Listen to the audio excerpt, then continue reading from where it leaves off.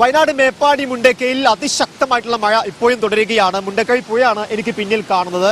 ഈ വനത്തിനുള്ളിൽ നേരിയ തോതിലെങ്കിലും മണ്ണിടിച്ചിലുണ്ടായതിന്റെ പ്രതിഫലനമാണ് ഈ കാണുന്നത്. വനത്തിൽ നിന്ന് അതിശക്തമായി ഈ വെള്ളം കുത്തൊഴുകി വരുന്നു.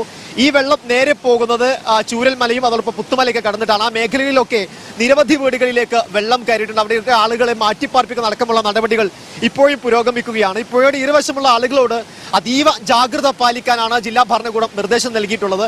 രാത്രി 3 മണിക്ക് തുടങ്ങിയതാ, ഇതുവരെ നിന്നിട്ടില്ല മഴ. പക്ഷെ നല്ല വെള്ളമാണ്. ഉരുൾപൊട്ടൽ മുകളിൽ പൊട്ടിയിട്ടുണ്ട് സംഗതി. ഇനി പൊട്ട ഉണ്ട്, പക്ഷെ ആ വെള്ളമാണ് ഇപ്പോൾ വരുന്നത് പൊട്ടിയിട്ട്. ഇനി പൊട്ട ഉണ്ട് സംഗതി, പൊട്ടി വരും. ഏതായാലും അതിതീവ്ര മഴ വീണ്ടും തുടരുന്ന സാഹചര്യത്തിൽ തന്നെ വലിയ രീതിയിൽ ജാഗ്രത പാലിക്കാനാണ് നിർദ്ദേശം നൽകിയിട്ടുള്ളത്. അടിയന്തര ഘട്ടങ്ങളൊക്കെ അതിജീവിക്കാൻ പാകത്തിലുള്ള മുന്നൊരുക്കങ്ങളൊക്കെ നടത്തിയിട്ടുണ്ട് എന്ന് ജില്ലാ ഭരണകൂടം നിർദ്ദേശം നൽകിയിട്ടുണ്ട്.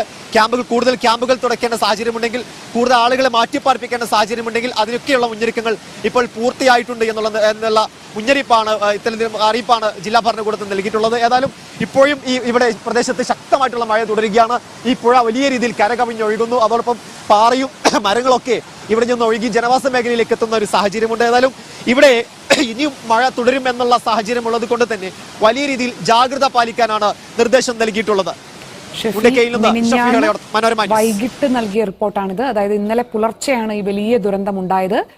മിനിഞ്ഞാന്ന് വൈകിട്ട് ഇങ്ങനെ ഒരു അപായ സൂചന പ്രദേശത്തുണ്ട് എന്ന് മനസ്സിലാക്കി Manorama news reporter, Wayanad reporter Shafeeq ഇളയോടത്തും ക്യാമറാമാൻ സന്തോഷ് പിള്ളയും എത്തി. മുണ്ടക്കൈയുടെ ദുരന്തത്തിന് തൊട്ടു മുൻപുള്ള ചിത്രങ്ങളാണ് നമ്മൾ ഇപ്പോൾ കണ്ടത്. അന്ന് വൈകിട്ട് തന്നെ, മിനിഞ്ഞാന്ന് തന്നെ മനോരമ ന്യൂസ് റിപ്പോർട്ട് ചെയ്തിരുന്നതുമാണിത്.